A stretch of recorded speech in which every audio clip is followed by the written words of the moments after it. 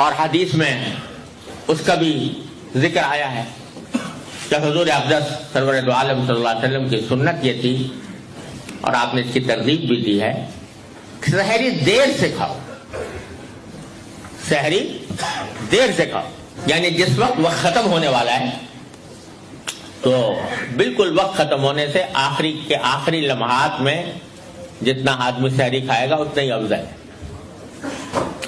تاخیر السحور افضل ہے، سحری کو تاخیر میں سے کھانا۔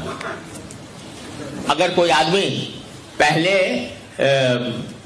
سحری کھا لے، رات کو آدھی رات کو کھا کے سو جائے تو ناجائز تو نہیں ہے، لیکن سنت کے خلاف۔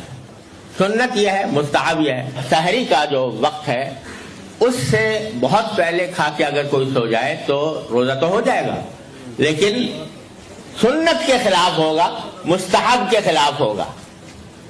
کیوں؟ اس لیے کہ ہمارا حکم ابھی کھانا چھوڑنے کا حکم ابھی نہیں آیا۔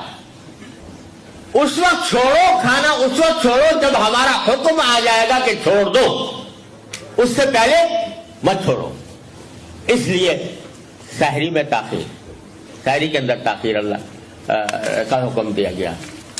تو یہ ٹریننگ اس بات کی دی جا رہی ہے کہ بندہ اگر اللہ کا بندہ بننے کے لیے، اللہ تبارک و تعالیٰ کی بندگی کرنے کے لیے تمہیں اس بات